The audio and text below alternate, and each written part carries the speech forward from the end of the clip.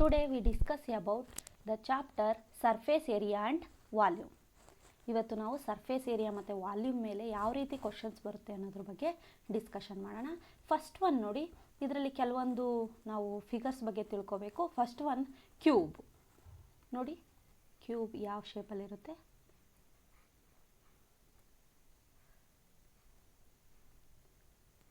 Okay, ಈ ರೀತಿ cube ಇರುತ್ತೆ. ಇದರ ಲೆಂತ್, ಬ್ರೆಡ್ತ್ ಆ್ಯಂಡ್ ಹೈಟ್ ಇವು ಮೂರು ಸೇಮ್ ಇರುತ್ತೆ. ಅದಕ್ಕೋಸ್ಕರ ನಾವು ಅದನ್ನು ಕ್ಯೂಬ್ ಅಂತ ಕರಿತೀವಿ.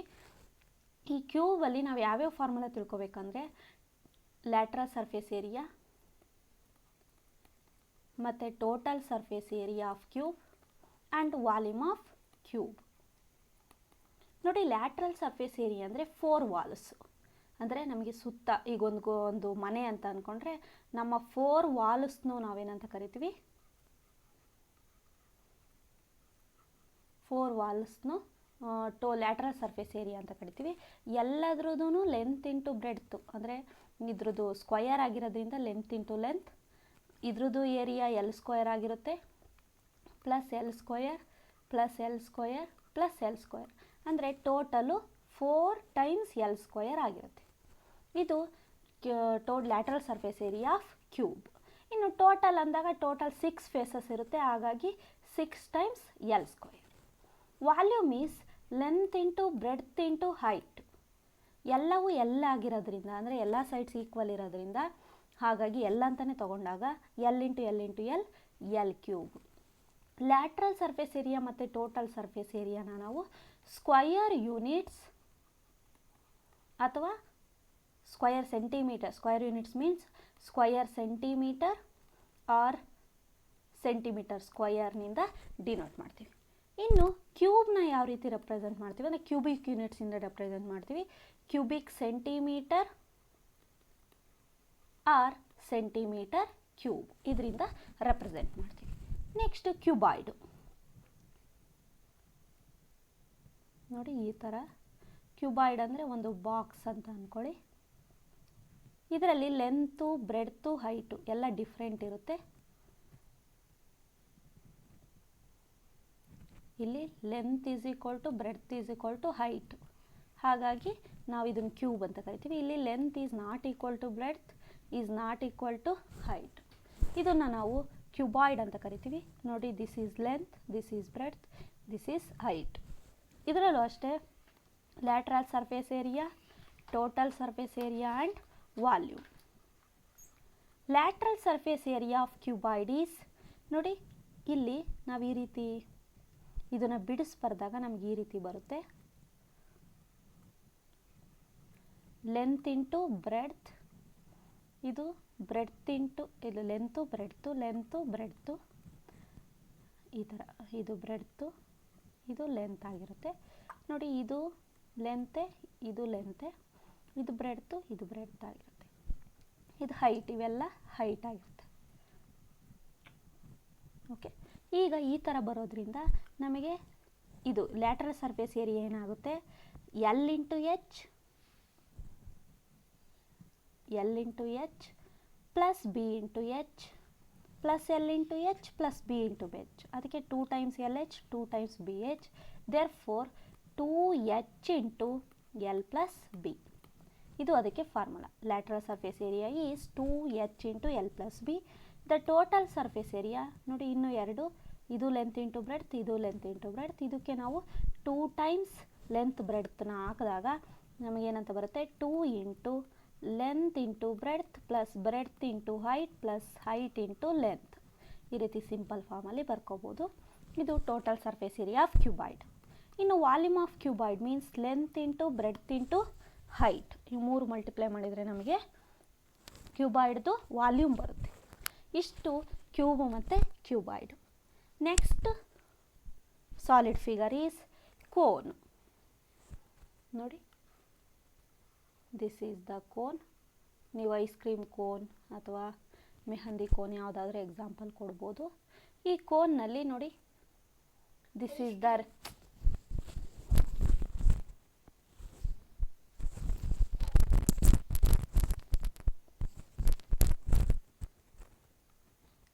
this is the radius, this is slant height L, this is the height H. The relation between L, H and R is, this is the right angle triangle, therefore L square is equal to H square plus R square. ನೋಡಿ ಅವರು height ಮತ್ತು radius ಕೊಟ್ಟು slant height ಕೇಳಿದಾಗ ನಾವು ಈ formula ಹಾಕಿ ಅದನ್ನು ಕಂಡುಹಿಡಿಬೇಕಾಗುತ್ತೆ. ಇದು ಸ್ಲ್ಯಾಂಟ್ ಹೈಟ್ ಫಾರ್ಮುಲಾ.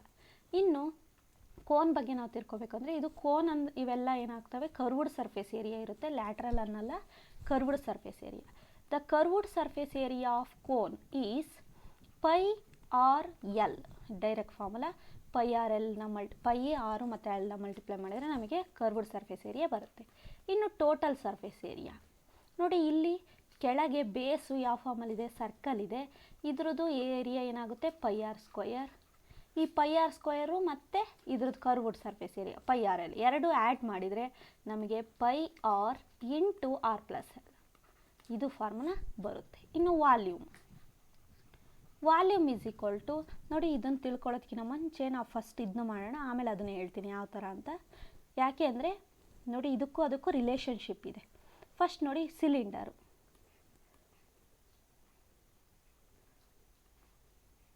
ಇದರ radius R, height H, this is the cylinder. ನೋಡಿ ಸಿಲಿಂಡರ್ನ ಕರ್ವ್ಡ್ ಸರ್ಫೇಸ್ ಏರಿಯಾ ಏನಾಗುತ್ತೆ 2π RH.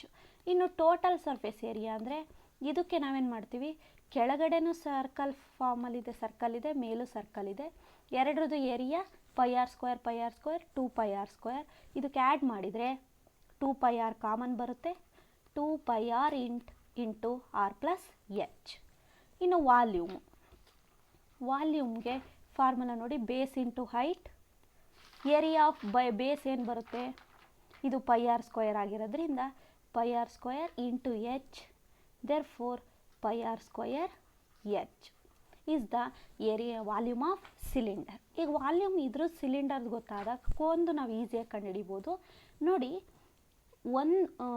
ಈಗ ಒಂದು ಸಿಲಿಂಡರ್ ಶೇಪಲ್ಲಿರುವಂತಹ ಒಂದು ಪಾತ್ರೆ ಇದೆ ಅಥವಾ ಏನೋ ಇದೆ ಅಂತ ಅಂದ್ಕೊಂಡ್ರೆ, ಒಂದು ಕೋನ್ ಶೇಪು ಸೇಮ್, ಇದರ ರೇಡಿಯಸ್ ಏನಿದೆ 6, ಇದ್ರ ರೇಡಿಯಸ್ಸು 6, ಇದರ ಹೈಟು ಹೆಚ್ಚು, ಇದ್ರ ಹೈಟು ಹೆಚ್ಚು ಇದ್ದಾಗ ನೋಡಿ ಈ ಥರ ಇರೋವಂತಹ ನೀವು ಬೇಕಾದರೆ ಈಗ ಕೋನ್ನಲ್ಲಿ ನೀವು ಒಂದು ಸರಿ ಇದನ್ನು ಫಿಲ್ ಮಾಡಿ ತೊಗೊಂಬಂದು ಇದರಲ್ಲಿ ಸುರಿದ್ರೆ ಇಲ್ಲಿ ಒಂದು ಪಾರ್ಟ್ ತುಂಬುತ್ತೆ, ಇನ್ನೊಂದು ಸರಿ ಸುರಿದಾಗ ಅದರ ಸೆಕೆಂಡ್ 2 ಪಾರ್ಟ್ ತುಂಬುತ್ತೆ, ಇನ್ನೊಂದು ಸರಿ ಅದರಲ್ಲಿ ಸುರಿದ್ರೆ ನಿಮಗೆ 3 ಪಾರ್ಟು ಕಂಪ್ಲೀಟ್ ಆಗುತ್ತೆ. ಅಂದರೆ volume of cylinder is equal to 3 times of volume of cone. ಹಾಗಾದರೆ ವಾಲ್ಯೂಮ್ ಆಫ್ ಕೋನ್ ಏನಾಗುತ್ತೆ, ವಾಲ್ಯೂಮ್ ಆಫ್ ಕೋನ್ ಏನಾಗುತ್ತೆ ಅಂದರೆ 1/3 ಅಂದರೆ 1/3 ಭಾಗದ ವಾಲ್ಯೂಮ್ ಆಫ್ ಸಿಲಿಂಡರ್ಗೆ ಸಮ. Therefore 1/3 into pi R square H. ನಮ್ಗೆ ಆಲ್ರೆಡಿ ವಾಲ್ಯೂಮ್ ಆಫ್ ಸಿಲಿಂಡರ್ ಗೊತ್ತಿದೆ, ಇದನ್ನು ಯೂಸ್ ಮಾಡ್ಕೊಂಡು ನಾವು ಕೋನ್ದು ವಾಲ್ಯೂಮ್ನ ಈಸಿಯಾಗಿ ಕಂಡುಹಿಡಿಬೋದು. ಕೋನ್ದು ಫಸ್ಟ್ ನಮಗೆ ಫಾರ್ಮುಲಾಸ್ ತುಂಬ ಚೆನ್ನಾಗಿ ಗೊತ್ತಿರಬೇಕು, ಹಂಗಿದ್ರೆ ಮಾತ್ರ ಇದರಲ್ಲಿರುವಂಥ ಪ್ರಾಬ್ಲಮ್ಸ್ನ ಸಾಲ್ವ್ ಮಾಡ್ಬೋದು. Volume of cone 1/3 pi R square H, curved surface area of cone is pi R L, total surface area of cone is pi R into R plus L. ಇನ್ನು ಸಿಲಿಂಡರ್ದು curved surface area 2πrh, total surface area 2πr into R plus H, volume is pi R square H. Next one sphere and hemisphere. ನೋಡಿ sphere ಅಂದರೆ ಈ ರೀತಿ ಇರುತ್ತೆ, okay, ಒಂದು ball ಅಂತ ಅಂದ್ಕೊಂಡ್ರಿ. ಇದರಲ್ಲಿ ಆ ಬಾಲ್ನ ಅರ್ಧ ಭಾಗ ನಿಮಗೆ ಕಟ್ ಮಾಡಿದರೆ ಒಂದೊಂದು ಪಾರ್ಟ್ ಬರುತ್ತಲ್ಲ, ಅದನ್ನು ಹೆಮಿಸ್ಪಿಯರ್ ಅಂತ ಕರಿತೀವಿ. ಇದ್ರದ್ದು ರೇಡಿಯಸ್ಸು ಆರೇ, ಅದರದ್ದು ರೇಡಿಯಸ್ಸು ಆರ್ ಅಂತ ತಗೋತಾ ಇದ್ದೀವಿ. ಇದಕ್ಕೆ ರೇಡಿಯಸ್ ಮಾತ್ರ ಇರುತ್ತೆ, ಬೇರೆ ಏನೂ ಇರಲ್ಲ, ಇದಕ್ಕೆ ರೇಡಿಯಸ್ ಮಾತ್ರ ಇರುತ್ತೆ, ಬೇರೆ ಯಾವ ಇದು ಇರಲ್ಲ. ಈಗ ನೋಡಿ ಸ್ಪಿಯರ್, ಈ ಸ್ಪಿಯರ್ನ ಕರ್ವ್ಡ್ ಸರ್ಫೇಸ್ ಏರಿಯಾ ಏನು ಬರುತ್ತೆ 2πr². Next total surface area, ಅಲ್ಲ ಕರ್ವ್ಡ್ ಸರ್ಫೇಸ್ ಏರಿಯಾ ಅಂತ ಇರಲ್ಲ ಇದರಲ್ಲಿ, ಟೋಟಲ್ ಕರ್ವ್ಡ್ ಸರ್ಫೇಸ್ ಏರಿಯಾ ಅಂದರೂ ಒಂದೇ, ಟೋಟಲ್ ಸರ್ಫೇಸ್ ಏರಿಯಾ ಅಂದರೂ ಒಂದೇ. Total 4πr² is the area of surface area of spear.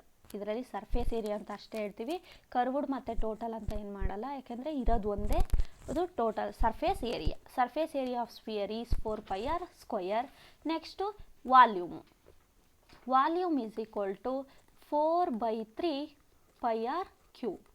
This is the volume of sphere. Next hemisphere. ಇದರಲ್ಲಿ ಎರಡು ಬರುತ್ತೆ, ಒಂದು curved surface area, total surface area ಅಂತ divide ಆಗುತ್ತೆ. ಕರ್ವ್ಡ್ ಅಂದರೆ ಈ ಸುತ್ತ ಇರೋದು, ಇದೆಷ್ಟಿರುತ್ತೆ 2πr². ಟೋಟಲ್ ಅಂದಾಗ ಈ ಮೇಲಿರುವಂತಹದ್ದು ಆ್ಯಡ್ ಆಗುತ್ತೆ, ಇದು πr², ಆ್ಯಡ್ ಆದರೆ 3πr² ಬರುತ್ತೆ. Next volume. ವಾಲ್ಯೂಮು ಈ ಟೋಟಲ್ ವಾಲ್ಯೂಮ್ನಲ್ಲಿ ಅರ್ಧ ಇರುತ್ತೆ, ಡಿವೈಡೆಡ್ ಬೈ 2 ಅಂದರೆ 4/3 ಇರೋದು 2/3 ಆಗುತ್ತೆ. 2/3πr³. This is the volume of hemisphere. ಇಷ್ಟು ಫಾರ್ಮುಲಾ ಇದರಲ್ಲಿ ನಿಮಗೆ ಗೊತ್ತಿರಬೇಕು. Next last one, frustum of cone. Frustum of cone ಯಾವ ರೀತಿ ಫಾರ್ಮ್ ಆಗುತ್ತೆ ಅಂದರೆ, ನೋಡಿ ಒಂದು ಬಿಗ್ಗೆಸ್ಟ್ ಕೋನ್ ಇರುತ್ತೆ ಅಂತ ಅಂದ್ಕೊಳ್ಳಿ.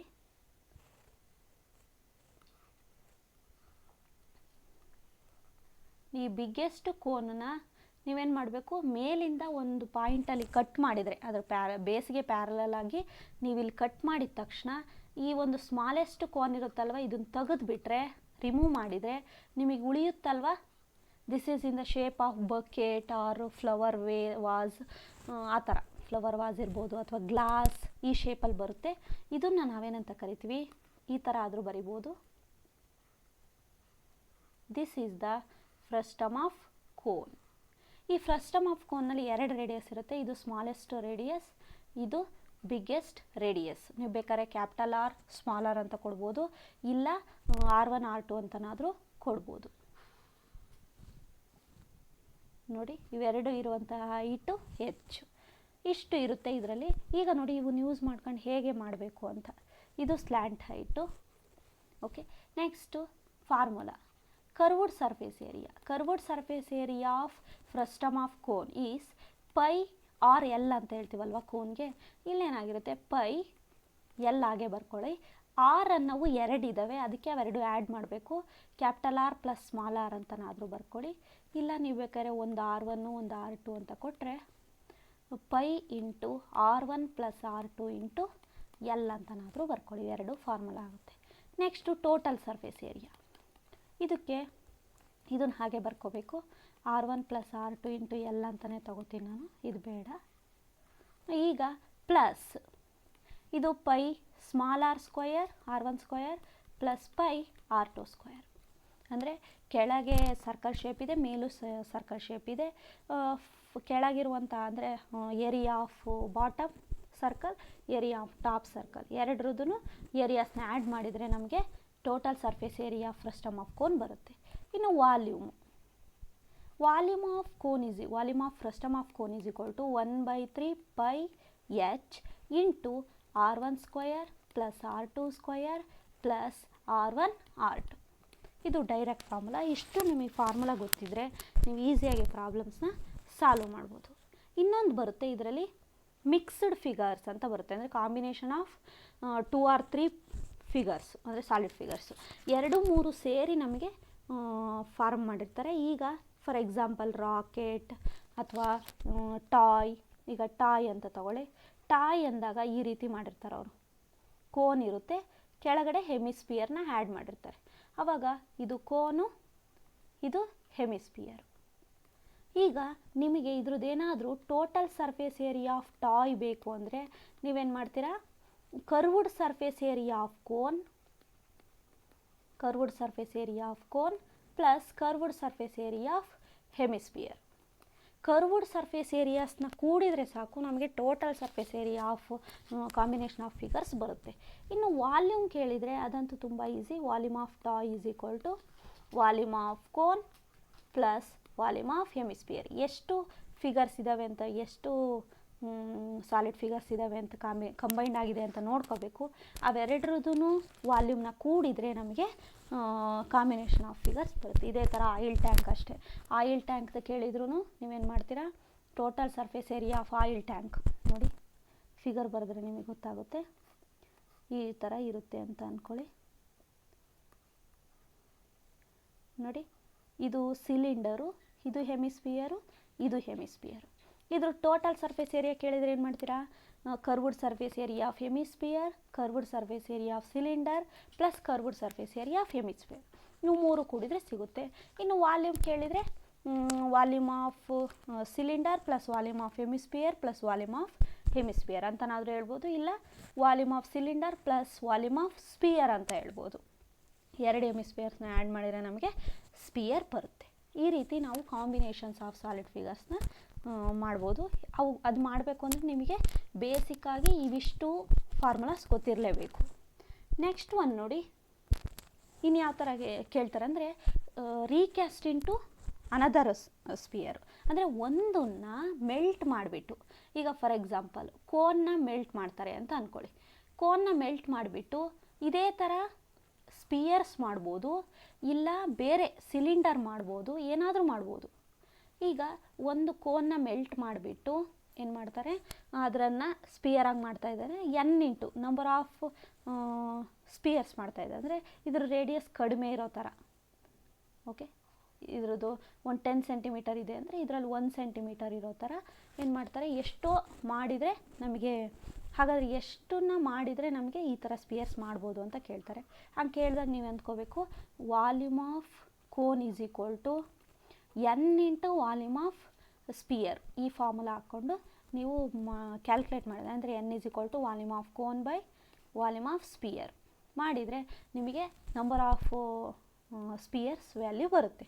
ಅಂದರೆ ಒಂದನ್ನು ಇನ್ನೊಂದಾಗಿ ಕನ್ವರ್ಟ್ ಮಾಡಿದ್ದಾರೆ ಅಂದರೆ ನೀವು ಅರ್ಥ ಮಾಡ್ಕೋಬೇಕು, their volumes must be equal. ಅವೆರಡರದ್ದು ವಾಲ್ಯೂಮ್ ಸೇಮ್ ಇರುತ್ತೆ. ಯಾಕೆಂದರೆ ಒಂದನ್ನು ಮೆಲ್ಟ್ ಮಾಡಿ ಇನ್ನೊಂದಾಗಿ ಕನ್ವರ್ಟ್ ಮಾಡಿರ್ತಾರೆ, ಆವಾಗ ಅದರ ವಾಲ್ಯೂಮ್ ಸೇಮ್ ಇರುತ್ತೆ. ಅದನ್ನು ನೋಡಿಕೊಂಡು ನೀವು ಪ್ರಾಬ್ಲಮ್ಸ್ನ ಸಾಲ್ವ್ ಮಾಡಬೇಕಾಗುತ್ತೆ. ಇದರಲ್ಲಿ ಯಾವ ರೀತಿ ಪ್ರಾಬ್ಲಮ್ಸ್ ಕೇಳ್ತಾರೆ, ಒಂದೆರಡು ಪ್ರಾಬ್ಲಮ್ ಹೇಳ್ಕೊಡ್ತೀನಿ ನೋಡಿ. If the area of circular base of A cylinder is 22 centimetre, if the area of circular base of a cylinder is 22 centimeter square and height, its height is 10 centimeter, then find the volume. ನೋಡಿ, volume of cylinder ಅಂದ ತಕ್ಷಣ ನಿಮಗೆ formula ನೆನಪಾಗಬೇಕು, pi R square H. ಓಕೆನಾ. ಈಗ ನೋಡಿ, ನಿಮಗೆ ಒಂದು ಸಿಲಿಂಡರ್ ಇದೆ, ಇದರ ಏರಿಯಾ ಕೊಟ್ಟಿದ್ದಾರೆ ಅವರು. ಏರಿಯಾ ಆಫ್ ಬೇಸ್ ಅಂದರೆ ಸರ್ಕ್ಯುಲರ್ ಬೇಸ್ ಇದೆ ಅಲ್ವಾ, ಇದರ ಏರಿಯಾ ಎಷ್ಟು ಕೊಟ್ಟಿದ್ದಾರೆ, 22 ಸೆಂಟಿಮೀಟರ್ ಸ್ಕ್ವೇರ್ ಇದೆ, ಹೈಟು 10 ಸೆಂಟಿಮೀಟರ್. ಇದ್ರದ್ದು ಬೇಸ್ದು ಏರಿಯಾ ಅಂದ ತಕ್ಷಣ ನಿಮಗೇನು ಗೊತ್ತಾಗುತ್ತೆ, ಪೈ ಆರ್ ಸ್ಕ್ವೇರೇ ತಾನೆ. ಹಾಗಾಗಿ ನೋಡಿ, ಇಲ್ಲಿ ಆಲ್ರೆಡಿ ನೀವು ಇಲ್ಲಿ ಕ್ಯಾಲ್ಕುಲೇಷನ್ ಮಾಡೋ ಅವಶ್ಯಕತೆನೇ ಇಲ್ಲ. ಪೈ ಆರ್ ಸ್ಕ್ವೇರ್ ವ್ಯಾಲ್ಯೂನೂ ಗೊತ್ತಿದೆ, ಹೈಟು ಗೊತ್ತಿದೆ, ಎರಡು ಮಲ್ಟಿಪ್ಲೈ ಮಾಡಿ ನೋಡಿ. ಇಲ್ಲಿ ನಾವು ತುಂಬ ಇಂಪಾರ್ಟೆಂಟ್ ಯಾವುದು ಅಂದರೆ ಎಸ್ ಐ ಯೂನಿಟ್ನ ಬರೆಯೋದು, ಅಂದರೆ ಅದರ ಯೂನಿಟ್ಸ್ನ ನಾವು ರೆಪ್ರೆಸೆಂಟ್ ಮಾಡೋದು. ವಾಲ್ಯೂಮ್ ಯಾವಾಗಲೂ ಕ್ಯೂಬಿಕ್ ಸೆಂಟಿಮೀಟರ್ ಅಥವಾ ಸೆಂಟಿಮೀಟರ್ ಕ್ಯೂಬಲ್ಲಿರುತ್ತೆ. ಹಾಗಾಗಿ ಇದು ಸೆಂಟಿಮೀಟರಲ್ಲಿರೋದ್ರಿಂದ ಸೆಂಟಿಮೀಟರ್ ಕ್ಯೂಬಲ್ಲಿರೋದ್ರಿಂದ ನಾವೇನು ಮಾಡ್ತೀವಿ, ಅದನ್ನು 220 ಸೆಂಟಿಮೀಟರ್ ಕ್ಯೂಬಲ್ಲಿ ಬರಿತಾ ಹೋಗ್ತೀವಿ.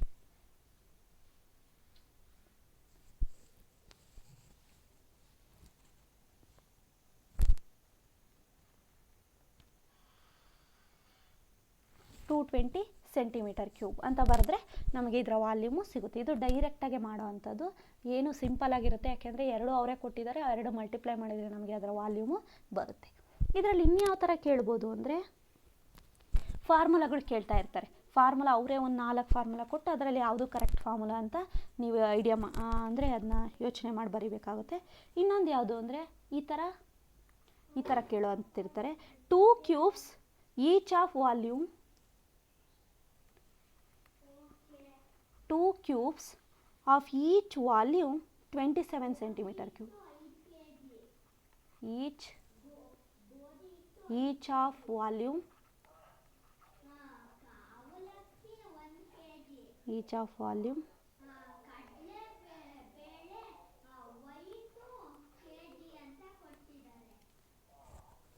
each of volume 27 centimeter cube.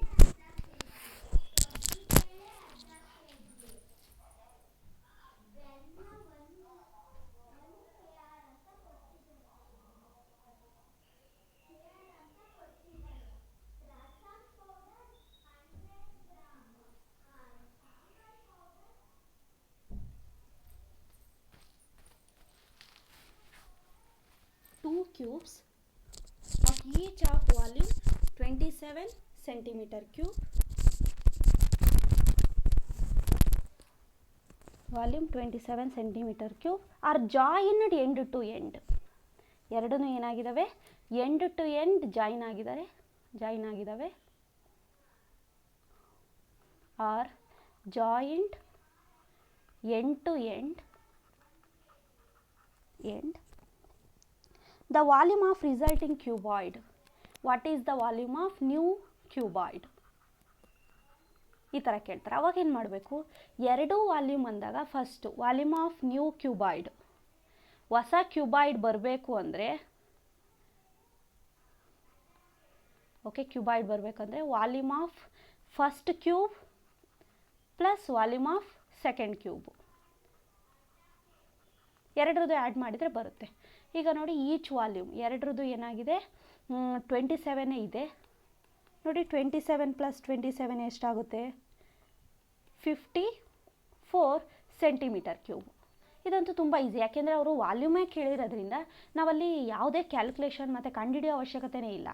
ಅದೇ ಅಕಸ್ಮಾತ್ ಏನಾದರೂ ಅವರು ಈ ಥರ ಕೇಳೋ ಬದಲು ಈ ಥರ ಕೇಳಿದರೆ, ಅಂದರೆ ಸರ್ಫೇಸ್ ಏರಿಯಾ ಕೇಳಿದ್ದಿದ್ದರೆ ವಾಲ್ಯೂಮ್ ಆಫ್ ನ್ಯೂ ಕ್ಯೂಬಾಯ್ಡ್ ಅಲ್ಲ, surface area, total surface area of new cuboid ಅಂತ ಕೇಳಿದರೆ ನಾವೇನು ಮಾಡಬೇಕು, ಈ ರೀತಿ ಬರ್ಕೊಂಡ್ಲೇಬೇಕು. ನೋಡಿ, ಒಂದು ಕ್ಯೂಬ್ ಇದೆ, ಅದೇ ಥರ ಇನ್ನೊಂದು ಕ್ಯೂಬ್ನ ಇದಕ್ಕೆ ಅಟ್ಯಾಚ್ ಮಾಡ್ತಾ ಇದ್ದೀವಿ. ಅವಾಗೇನಾಗುತ್ತೆ ನೋಡಿರಿ, ಇದ್ರದ್ದು 27 ಕ್ಯೂಬ್ ಅಂದರೆ L cube is equal to 27 ಅಂದರೆ 3 ಕ್ಯೂಬ್ ಅಂದರೆ L is equal to 3 centimetre ಆಯಿತು. ಇದ್ರದ್ದು ಲೆಂತು 3 ಸೆಂಟಿಮೀಟರ್ ಇದೆ, ಇದು 3. ಇದ್ರದ್ದು ಹೈಟು 3ನೇ,